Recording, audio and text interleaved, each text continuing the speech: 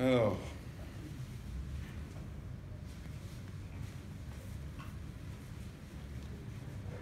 il y a écrit dans la Torah, Im kesef talve et ami et ani imach. Si de l'argent tu prêtes à un ani, en général c'est un ani qui demande de l'argent mais c'est pas nécessaire. L'autre yelo kenoshe, il y a écrit là-bas dans le pasouk, et il y a écrit qu'il ne faut pas donner de ribit. Alors d'abord, on apprend de là qu'il y a une mitzvah de prêter de l'argent. D'accord? Il y a une mitzvah de prêter de l'argent, c'est-à-dire que celui qui a les moyens, qui a de l'argent de côté, et si on lui demande de prêter, il doit faire ce geste-là, de prêter à son ami qui en a besoin. Et mieux que ça, même si l'ami n'a pas demandé, mais il sent qu'il a besoin, il voit, il capte que cette personne a besoin d'un coup de main momentané, alors il doit de lui-même se proposer à lui dire est-ce que tu veux que je te prête de l'argent? C'est évidemment, encore une fois, s'il a les moyens de prêter.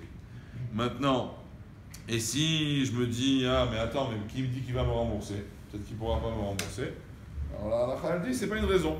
C'est pas une raison. Ce que tu peux faire, éventuellement, c'est prendre ce qu'on appelle un mashkon. C'est-à-dire prendre un gage qui garantirait ce prêt, mais ce n'est pas une raison pour ne pas prêter l'argent. D'accord? Donc ça c'est la mitzvah première, de prêter à une personne qui en a besoin. Et de là on découle la deuxième mitzvah, plutôt le lave, qui dit de ne pas prêter avec intérêt. D'accord? De ne pas tirer un intérêt d'un prêt. Dans la Torah, il y a plusieurs fois écrit des lavim au sujet de ribit, d'accord, de ce qu'on appelle les intérêts. L'autre ici, Mounalav Necher, il y a écrit, bref, il y a écrit plusieurs fois dans la Torah, à plusieurs endroits, le lave de ribit.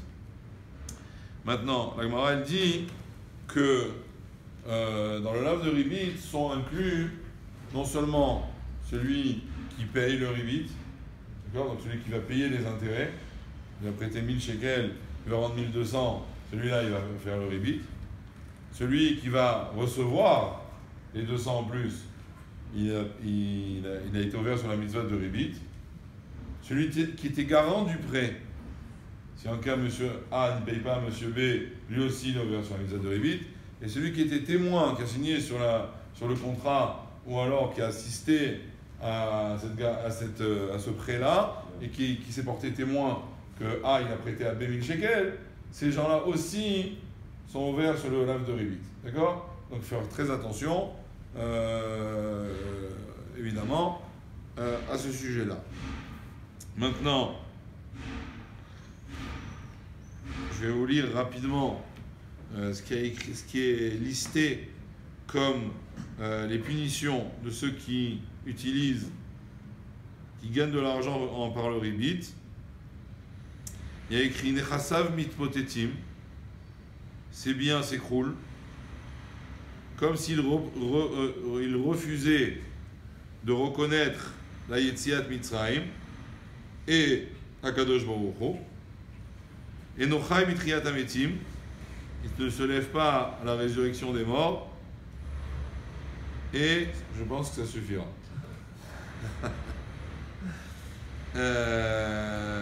Quand même, le Rav il ramène ici que si en cas une personne ne savait pas ou autre et s'est retrouvé dans une situation où il a pris du ribit, et ben le fait de le rendre à la personne qui lui a payé, c'est déjà une certaine capara sur la Avera. C'est-à-dire que même que c'est pas comme le vol où il y a écrit le forage, il faut le rendre, mais le fait de rendre le ribit qu'on aurait reçu fait partie de la capara, et d'enlever ces malheureusement malédictions qui ont été écrites au sujet de celui qui prend du ribit.